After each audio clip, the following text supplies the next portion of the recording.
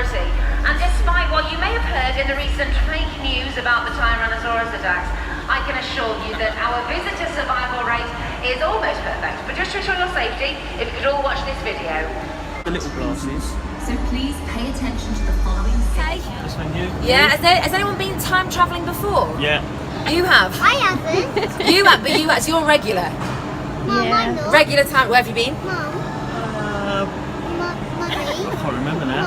Oh, it must have been Undisclosed information. Alright guys, well I will just let you all know, time travel is very quick, okay? It also can be a little bit bumpy, so you might need to hold on. Now when these doors open, we'll get you seeing nice and quickly, okay? Because we are in a bit of a rush to get you guys back to the other side, okay? So, hi Kit! So come on in guys, grab a seat for me, good stuff. Travel with time, Willie.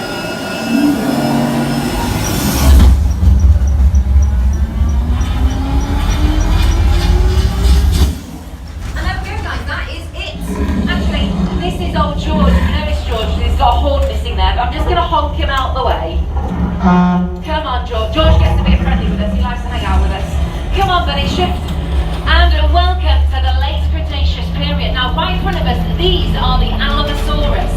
Now the Allosaurus are about the same height as 3 giraffes, and they can weigh up to the same as 20 African elephants. They are huge creatures, and they're just... These little guys here are called Peninsula. So we used to think that dinosaurs were these slow, lumbering creatures, but they are not at all. They are very quick, agile little things. And these are also herbivores as well, so plant eaters. And speaking of which, we've got a couple more Triceratops crossing the path there. And actually, there is a rumour going around that there's a herd of migrating Triceratops moving up from the south. So fingers crossed, we might see loads of them later. I'm not really too sure what, okay, especially not 2 of them. Okay, I think we're being redirected, so we're fine, we're good. Oh, now over here, these are the Ankylosaurus. Now, they are known as the tank of the dinosaur. That's because they've got such thick skin. And at the end of their tail, you can just see there, they've got a massive club. Now, that alone weighs about 70 kilograms, which is about the same weight as an average human male. So, if you get in a fight with one of these guys, you're going to be in serious trouble.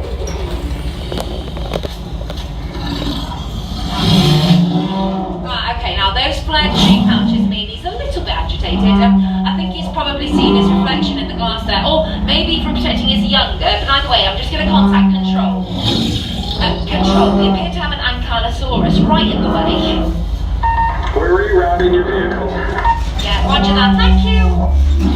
I think it's something to do with the Triceratops there. They attract. Oh, okay, we have an Allosaurus right on the path. I think we'll hang fire for now. No, guys, we're going to go under. Here we go. So welcome everybody to Climate Time Base 67. And for those of you who I haven't just met, my name is Kit. I'll be your guide from this point onwards. Come and see me any questions, whatever. And now, was that not an incredible journey we've just had over here? And isn't it amazing to think that all those dinosaurs are just a few meters above us? And if you listen, you'll be able to hear them as we walk through the base today. Now that might seem like we've travelled just a short distance. Let me show you how far we really have travelled. I'm going to gather out the video disc in the centre there, or look at the monitor on the wall. You'll be able to see planet Earth. Gather right now, we'll look at the monitor. Planet Earth as we know it back in 2018. There are the Americas and the Pacific Ocean, Australia, continent of Asia, Africa, and above it, Europe.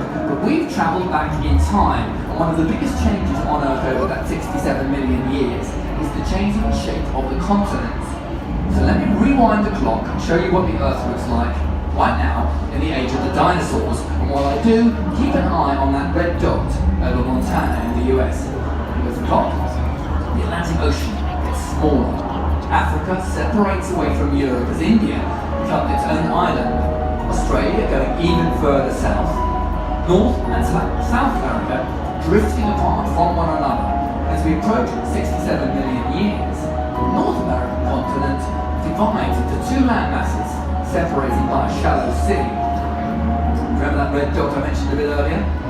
There, we built Time Base 67, a place the scientists charmingly call Hell Creek. Nothing like the Montana of 2018, but a warm, subtropical world next to a shallow sea. There's the area around the time base. There's the time base in the middle. There's that expanse of water we saw as we drove in. It looks like a lake. In fact, we call it Lake Buck after our founder, because in fact an inlet from the sea. Now I'm going to bring up some symbols. This is where our chrononauts have been out and tagged certain dinosaurs to track their activity. Look at their movement. Let's zoom in on one or two. Let's try those yellow ones first of all. Again, there's the Alamosaurus, those huge long-necked sauropods we've just seen basking in the inlet. To the east of them are the Triceratops. That's one of a herd that's migrating up from the south. To the south of them, there they are. That's the Tyrannosaurus. Really important to keep an eye on these guys. They can be an awful lot of trouble. Over in the inlet, hidden beneath the surface of the water, is a huge mosasaur. It's not actually a dinosaur, it's not a classic reptile. That was a Pronathodon. 2 to 3 tons of carnivore. Not quite sure how long it's been there, several years we think, but it's not very cuddly. So we won't be going paddling at the end of the tour today. Back in this room gives you an idea of just how complex this space really is. Look at that. Mom, look at that. And thank you for coming through. So welcome everyone to our pathology lab. Now, before Chronotex discovered time travel, all paleontologists and scientists could look at were fossils. Now, they can come here and look at the real thing. Our chrononauts have been out, brought in various samples into here for further research. I want to point out one or two before you look around. Just about 5 or 6 hours ago, this one came in. I think it was a bite, torn off, left by the lake. It's a Tyrannosaurus forearm, and it's so much stronger than we had first thought. A week ago, this one came in.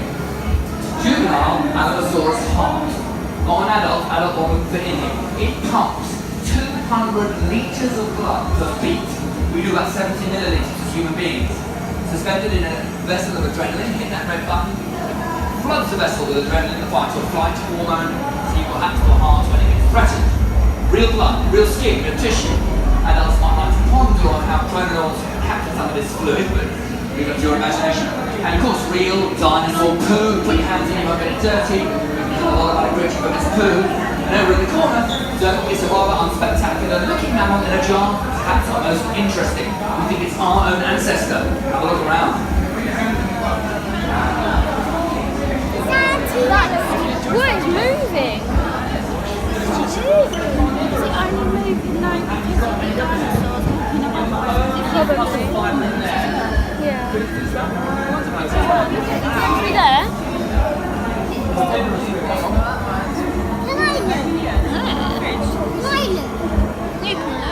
Just want to look.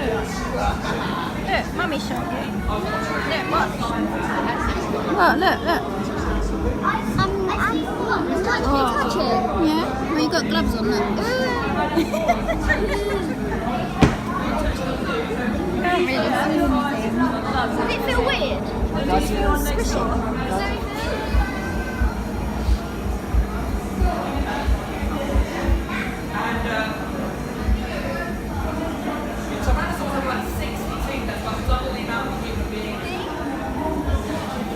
They dig into live flesh, and that's why they're under lockdown. They only last a month in their mouth. Can you believe that? What, and then they regrow? Yeah. And if one bites you, maybe tell your mum. It's like 20 pianos landing on you at once. Ouch. You don't really want to know about that. No. Look at this, Ollie. Look, hold this. We're going to go to an autopsy lab. Gather around me. We've got lots of lovely clothes that everyone's wearing. The good news is we went away from the splash room. There was a blood book in a huge screen. And science open up the bodies of dead dinosaurs. Lots of lovely smells, lots of blood. I think it's great. If you don't, sit back. That's fine. Let's go see who's on today. Okay, we've got 3 rows seats. Please your way along. We have Dr. Hickman. I was privately hoping we would have Dr. Hickman. Doctor, I'm so pleased. What are you doing this morning? Yes, hello. It's hello, buddy. Dr. Julius Hickman, PhD, and you're actually a very lucky group of visitors because I am presently in the middle of conducting my first ever autopsy on this rather magnificent adult Pachycephalosaurus. Now, the purpose of an autopsy is to ascertain how and why the animal actually died, because I'm afraid as of yet, I don't rightly know. It's a bit of a mystery. Now, I do have multiple theories on the go, all very complex and delicate procedures that I need to concentrate on. Yes, there we are. But please do follow my progress on the 2 monitors either side of the room there. I actually have a live camera rigged up so you can follow my work quite closely. Hello there. Now, earlier on today I made an incision across the creature's abdomen and I have exposed this fleshy membrane. So what we are going to do, we are going to proceed to cut it away. Well, there's no two ways about it. Let's make a very quick cut across there. We should be able to peel it back. Woo! Don't use that smell, kid. But what we've done now is we've exposed the creature's hind gut. Oh, the hind gut is where the animal actually digests all of its food. Okay. So we're looking for any contusions, any abnormalities, any blockages, anything that may have contributed to this animal's demise. But this looks like rather a healthy hind gut, to be honest, which is interesting. So I think what I'm going to do, I'm actually going to move the hind gut to the side. Oh! This is actually a female. Female? Yes. It's a little bit difficult to tell from the outside of the Pachycephalosaurus, but inside a couple of incisions, I'll be able to show you how I know. So there's one. There's two. Right, now if I can tease them out in one piece. Come on. Yeah, the creature's ovaries. Wow. Yes, now I swollen with rather a large amount of eggs, which is unfortunate because we won't actually be able to save any of these ones. Okay. But this teases my eye rather interestingly. Have a look here on the monitor. You see this recently burst follicle here, this tear. Now what that means, although it won't actually kill the creature, if I dive back into the oviduct, then I should be able to find... Ah, yes, yep, there we go, that's exactly what I want. Here we have... an egg. Wow. Yes. Ah, now the shell is still hardening. And yes, it still feels quite warm, kid, so I reckon if we take this down the hatchery, we'll actually be able to save it. Perfect. Well, that's Yes, our first Pachycephalosaurus egg. Actually, Doctor, while I've got you, could you answer, you've got time for a question or so for my lovely girl? Well, please don't feel like you have to, but yes. Well, if anyone would like to ask the Doctor a question about dinosaurs, Pachycephalosaurus, anything like that, don't have to, but anyone got a question they'd like to ask?